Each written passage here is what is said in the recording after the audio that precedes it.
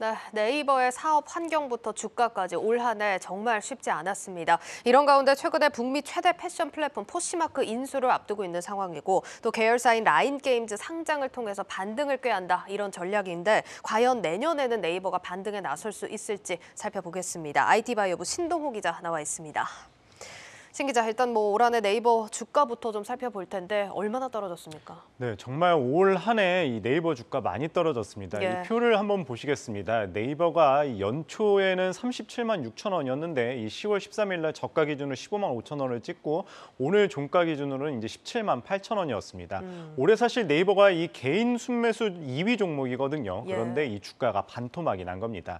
이 시가총액으로도 한번 살펴볼 텐데요. 이 지난해 말 코스피 3위까지 올랐던 네이버는 상반기에는 7위까지 떨어졌고요. 이 베어마켓 랠리가 끝난 9월에는 8위로 하락했다가 이 푸시마크 인수가 있었던 아까 그 10월 15일이었죠. 예. 그 당시에는 이제 10위까지 또 밀리기도 했습니다. 예, 일단 포시마크 인수부터 좀 살펴보도록 하겠습니다. 이게 취지가 반등을 위한 전략인데 예. 설명을 해주셨지만 포시마크 인수 발표가 나왔을 당시에 주가가 더 빠졌거든요. 이게 호재로 봐야 되는지 악재로 봐야 되는지 어떻게 좀 해석이 나옵니까? 예, 사실 인수할 당시만 해도 이 시장의 우려가 상당히 많았습니다. 예. 이 지난 10월 공식 발표할 당시에 포시마크의 총 인수가가 2조 3천억 원 수준이었습니다. 이 최근에 이 고환율과 글로벌 금리 상승기에 이 포시마크에 2조 원이 넘는 자금을 투입하기에 여간 부담스러운 게 아니죠. 예. 게다가 네이버의 9월 말 기준 보유한 현금을 살펴보면요, 약 1조 원 정도로 이 자회사들이 보유한 현금성 자산도 있지만은 이 끌어쓰기가 쉽지가 않습니다. 이 내수에 머무르고 있는 네이버가 이 다양한 선제적 투자를 위해 가능한 많은 돈을 보유하고 있어야 하지만 이 포시마크 인수에 막대한 자금을 써버리면은 그만큼 리스크가 커질 수밖에 없습니다.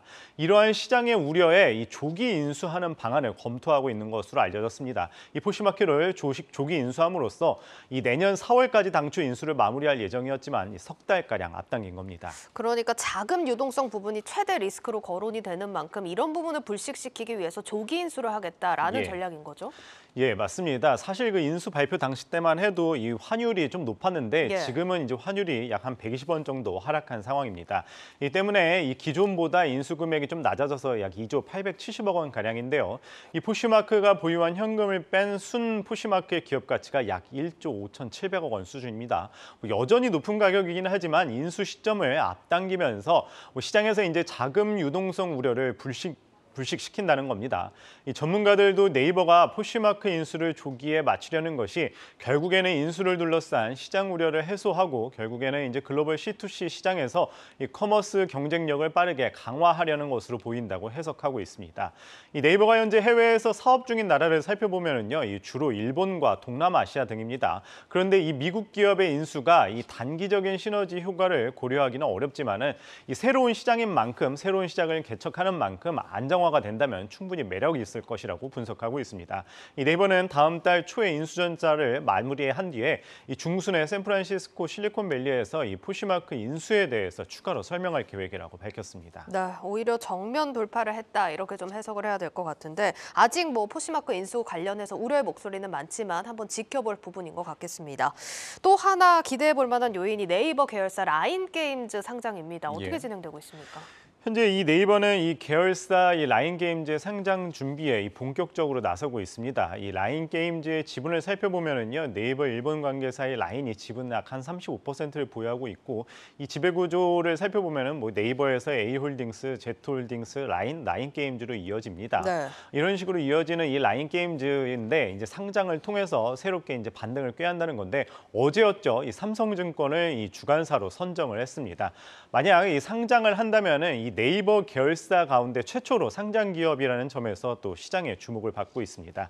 특히 지난해였죠. 이 텐센트 등으로부터 약 1,000억 원의 규모의 투자를 유치하면서 이 9천억 원이 넘는 기업 가치를 인정받으면서 이슈가 됐었습니다. 이 지난 2018년도에는 한 약 4,500원 값의 몸값이었는데 2년여 만에 이 9천억 원이 넘으면서 몸값이 2배를 상승한 겁니다.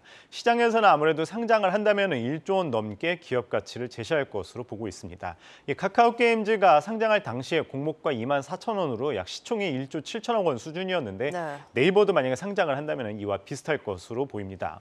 업계에서는 라인게임즈의 IPO 준비가 이제 바닥까지 떨어진 네이버 주가의 반등 모멘텀이 될 수 있다. 뭐 이렇게 이야기를 하고 있습니다. 네, 그러니까 포시마크부터 라인게임즈까지 결국에는 네이버에게 내년이 가장 중요한 해다. 이렇게 좀 봐야겠네요. 네, 맞습니다. 그간 이 네이버의 경우 이 내수에 집중해 왔었죠. 그렇기 때문에 이 해외를 어떻게 공략을 하느냐가 상당히 중요할 것 같습니다.